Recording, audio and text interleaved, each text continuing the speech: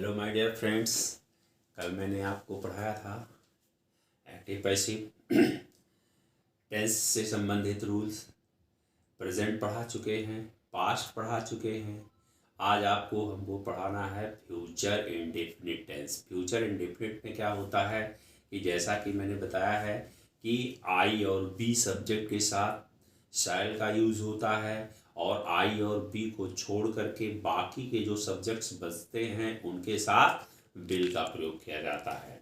तो अगर active voice के वाक्य में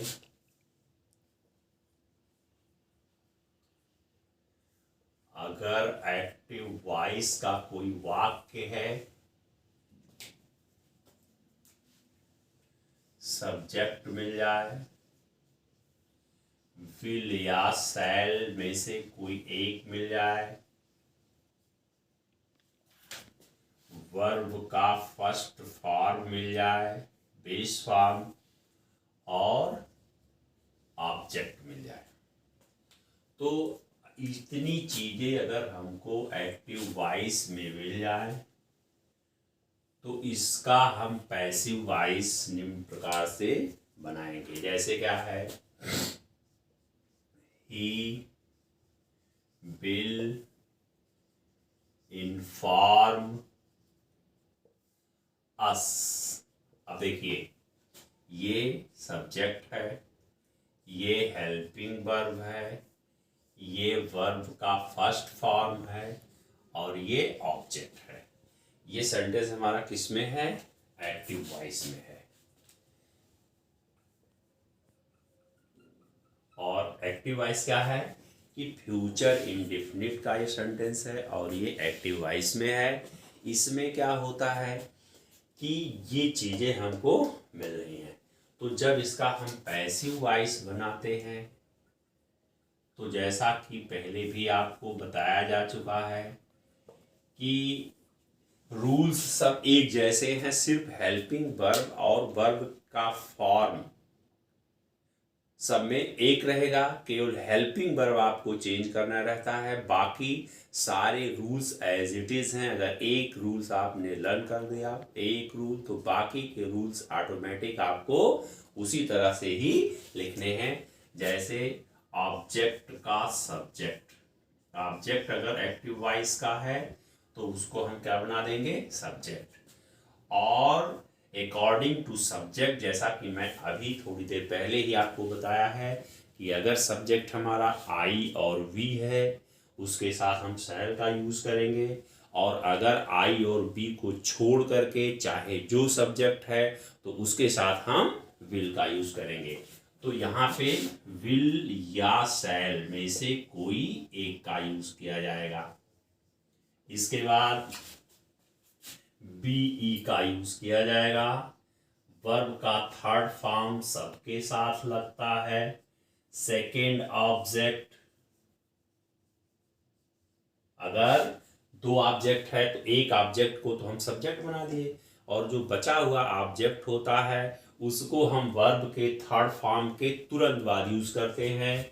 इसके बाद बाई, इसके बाद सब्जेक्ट का ऑब्जेक्ट, सब्जेक्ट का object.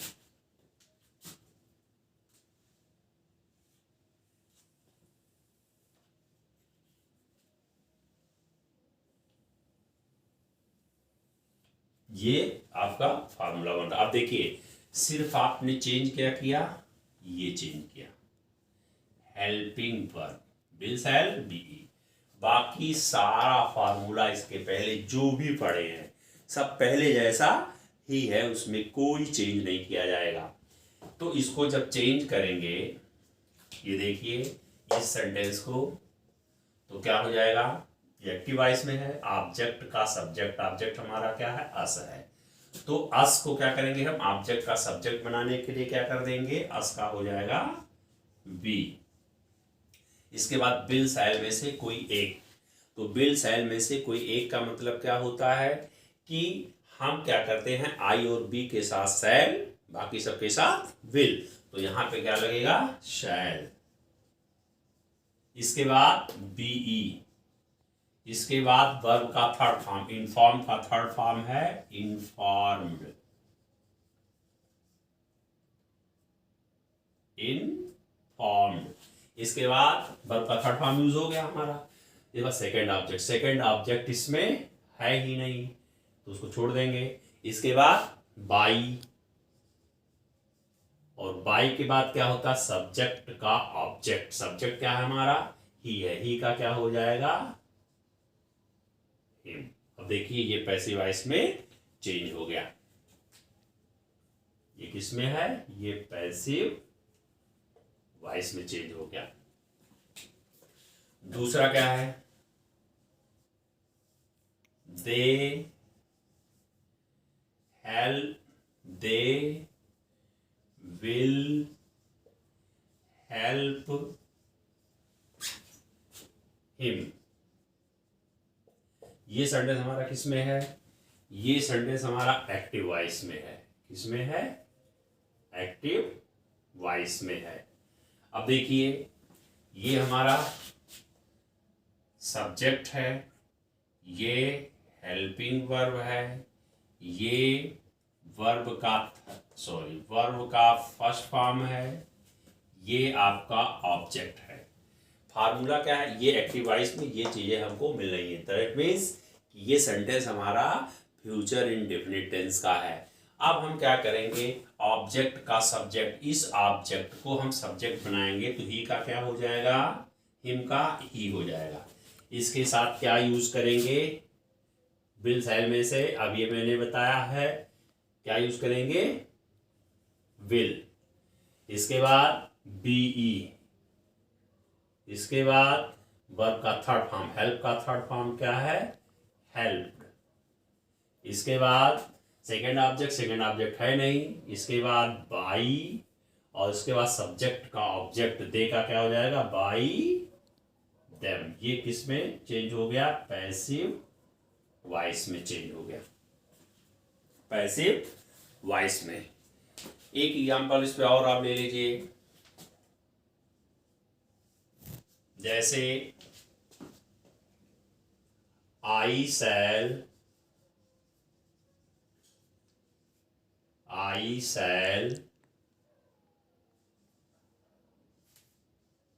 Give him a watch. मतलब ऑब्जेक्ट नंबर यहां पे 1, ऑब्जेक्ट नंबर यहां पे 2। एक डायरेक्ट ऑब्जेक्ट है, एक इनडायरेक्ट ऑब्जेक्ट है। जैसा कि पहले भी आपको बताया जा चुका है कि अगर कोई लिविंग थिंग है तो वो इनडायरेक्ट ऑब्जेक्ट होगा, कोई नॉन लिविंग थिंग है तो वो डायरेक्ट ऑब्जेक्ट होगा। इसकी पहचान भी आपको बताया गया है, इसलिए किसी भी ऑब्जेक्ट को आप सब्जेक्ट बना सकते हैं। गिव यहाँ पे क्या है, ये वर्ब का फर्स्ट फॉर्म है, ये आपका क्या है, हेल्पिंग वर्ब है, और ये क्या है, सब्जेक्ट है।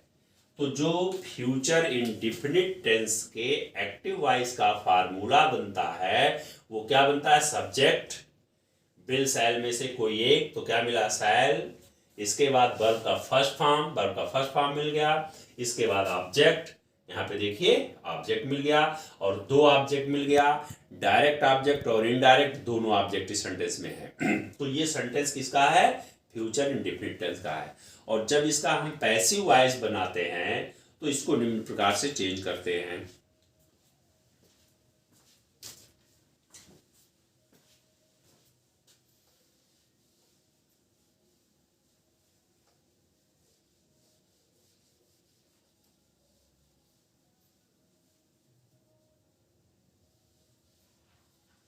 देखिए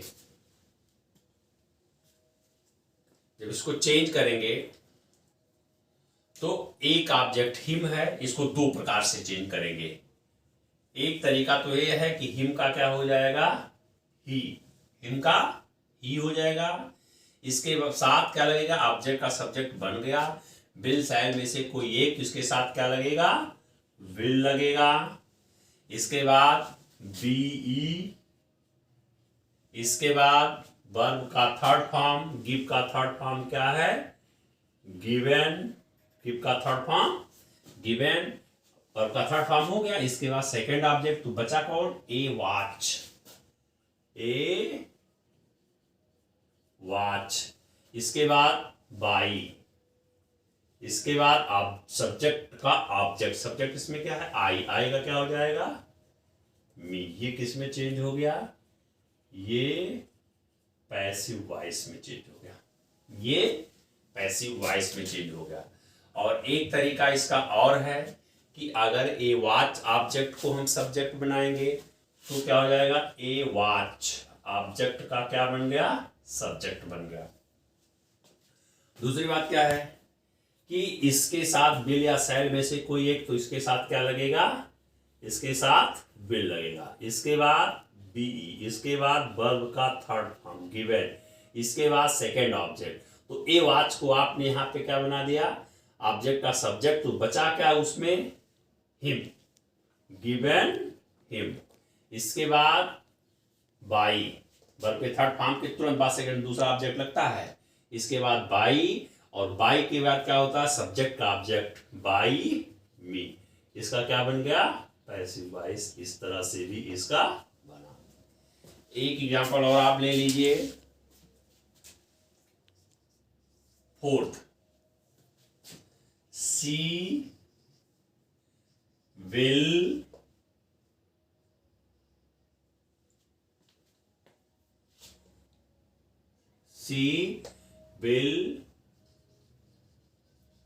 राइट ए पोयम।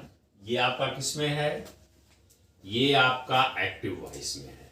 किसमें है, ये आपका एक्टिव वॉइस में है। तो जब इसको हम पैसिव में चेंज करेंगे तो देखिए, ये हमारा ऑब्जेक्ट है, ये हमारा वर्ब का फर्स्ट फॉर्म है, ये हमारा हेल्पिंग वर्ब है, और ये क्या है, सब्जेक्ट है। तो ए पोयम यहां पे क्या है, ए पोयम ऑब्जेक्ट का क्या बन गया, सब्जेक्ट। इसके साथ क्या लगेगा, विल। इसके बाद बीई, ये सब फार्मूले का ही मैं लगा रहा हूं, अपने पास से कुछ नहीं लगा रहा हूं। ऑब्जेक्ट का सब्जेक्ट हो गया, विल शैल में से कोई एक हो गया, इसके बाद बीई, और इसके बाद वर्ब का थर्ड फॉर्म। राइट का थर्ड फॉर्म होता है रिटेन, WRITTEN, रिटेन। इसके बाद सेकेंड ऑब्जेक्ट, सेकेंड ऑब्जेक्ट इसमें है नहीं। इसके बाद बाई, इसके बाद सब्जेक्ट का ऑब्जेक्ट, सी का क्या हो जाएगा, बाई हर। ये आपका पैसिव वॉइस में चेंज हो गया। तो ये प्रेजेंट इंडेफिनिट के रूल्स हैं। इस फार्मूले पे आप कोई भी सेंटेंस इस टेंस का करोगे, कहीं पे कोई गलती नहीं होगी। बशर्ते फार्मूला आपको एक लाइन याद करना पड़ेगा, बाकी के पैटर्न एज इट इज हैं, जैसे पिछला है सेम उसी तरह से, केवल हेल्पिंग वर्ब को चेंज किया जाता है। अगर कहीं किसी को कोई दिक्कत है तो आप कमेंट बॉक्स में उसको लिख करके भेजिएगा। बाकी का जो बचा हुआ टॉपिक है उसको टेंस में फ्यूचर परफेक्ट बच रहा है, उसको मैं नेक्स्ट टॉपिक में पढ़ाऊंगा। Thank you.